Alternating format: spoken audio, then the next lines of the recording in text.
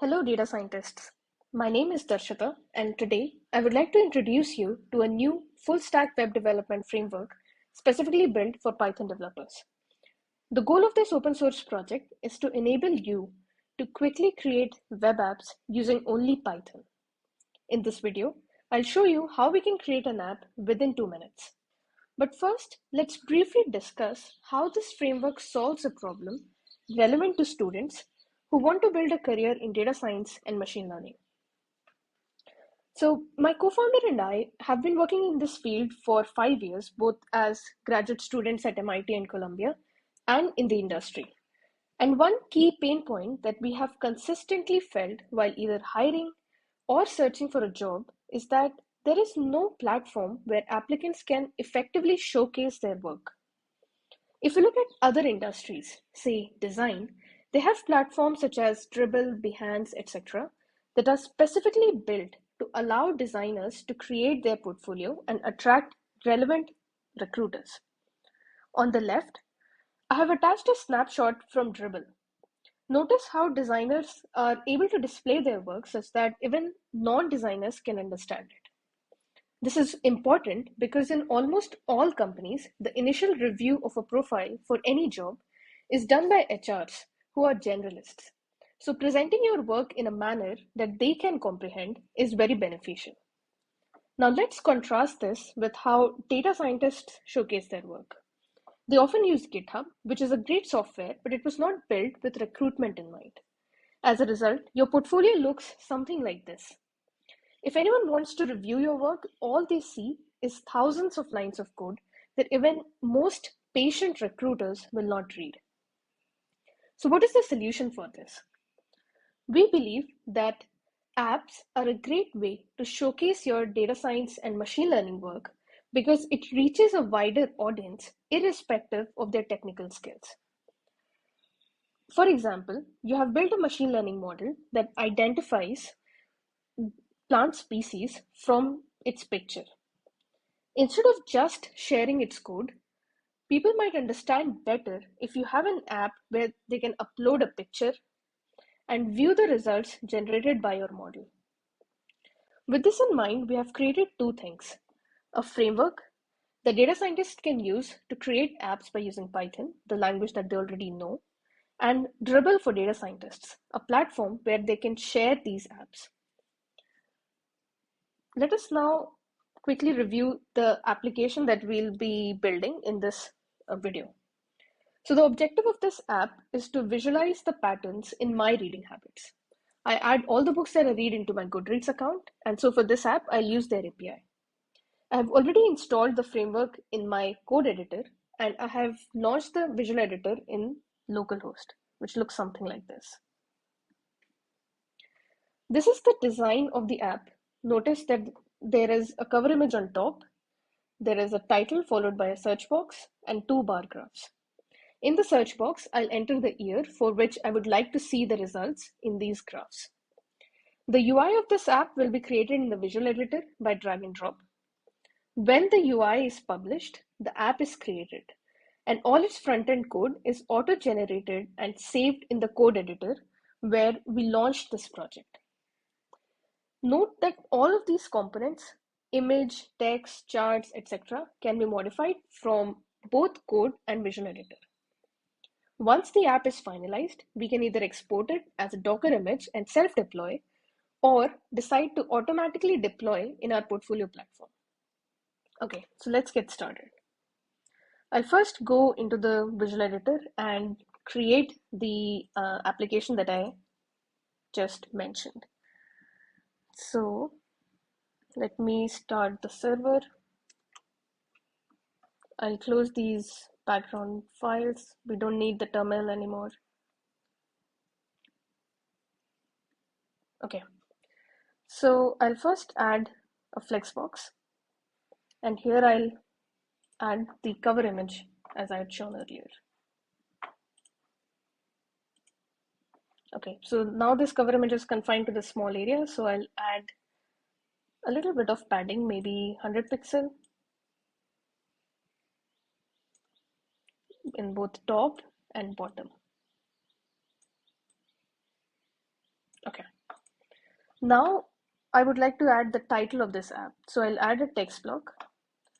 There's a default text visible here. I'll change this by going here, and I want to replace this with analyzing my reading habits, and it is now visible here.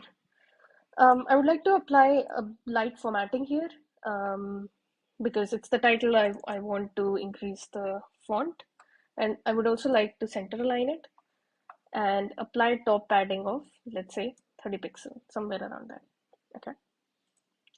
Another thing to note is whichever component you're working on, its name is visible here. This is very important because um, the same component will, as I'd mentioned earlier, the same component would also be available in the code editor by the same name. So if we want to make any changes, we can make the changes in the variable name here itself. All right, let's proceed with the application. I'll add another flex box, and this would contain an input box and a button. I want this to be in the center, so I'll change the layout. I'll go to justify and center it. I'll then again apply some padding, let's say 35 pixel. Yeah, looks good. The button title that appears here is default. Click me. I'll change this to filter. Okay, so this is done. Now I'll add another flex box, and this will contain the two graphs that we saw in the UI. So I'm adding graph 1. I want two graphs side by side, so I'll set the layout to row. I'll then drag another graph and place in the same flexbox. I would do a light bit of formatting here. I would apply bottom padding of, let's say, 180 pixel, or maybe like 200 pixel. This looks good. Now again, both these graphs they have dummy data, so we can go here in the custom state and make changes. For example, the Y label that we want is, let's say, number of books, and the title, I want this to be top months of the year. In bar 2, I want the Y label to be number of books and title as top genres of the year. So whatever year I enter, it would show me like which were the top 3 months where I read the most books, and what journals did I read the most. All right. So once I click publish, an app will be generated, and everything that I did here, all the variables, the HTML, CSS, JavaScript code, all of it would get saved in my code editor from where I had launched this project. So you can see this is the app that we have. We'll now look at how we can modify these components. We'll specifically modify the bar charts because we want to supply a real data that we're getting from Goodreads API. Okay, so in order to do that, I'll go to my code editor. There's this file here called user.py. It's specifically for writing any custom code.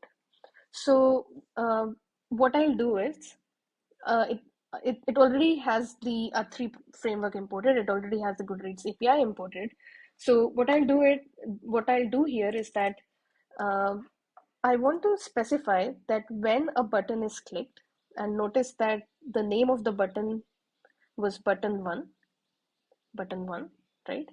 So we have built a very simple API. It's as you can understand, what we're saying here is that if this button was clicked, then do something.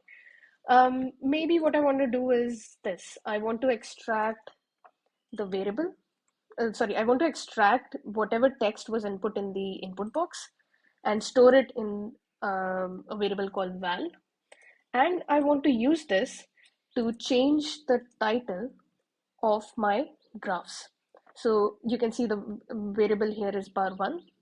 It has a custom state title, and we are adding this input value into the title of both of these bar graphs. Now I'll make uh, a call to the API. Maybe I'll use the code that I'd already prepared for this demo. Okay, so read month would hit the API, and it would give me it would basically look at the data of all my books. It would sort them by month, filter them by year, the year that I entered, and it would give me the top 3 of those. Same thing with genre. Now I have this data and I want to display this data in both graph 1 and graph 2. So in order to do that, again, I have access to bar 1 and I can change what I show in x-axis. So in x-axis, I want to show the names of the month. In y-axis, I want to show the the number of books for each month. This is how the API has been designed. So the top read month is actually a tuple, and it gives us two values, 0 and like it has two values that we'll access for x and y axis of graph 1. We'll do the same thing for graph 2. That's it. So now what we have done here, to summarize, what we have done here is we have taken the value that was entered in the input box. We have changed the title of both bar graphs, and we have also changed the x and y values, basically the data that appears there. Once I save this and go back to the app and refresh it, and let's say I enter 2022, I see a different data, right? Let's say I enter 2021. Yeah, I see basically the same data. All right, so coming back to our demo. So what we have learned in a nutshell is that we can now create apps using Python by writing fewer lines of code, better code quality, and with minimal learning curve. Thank you.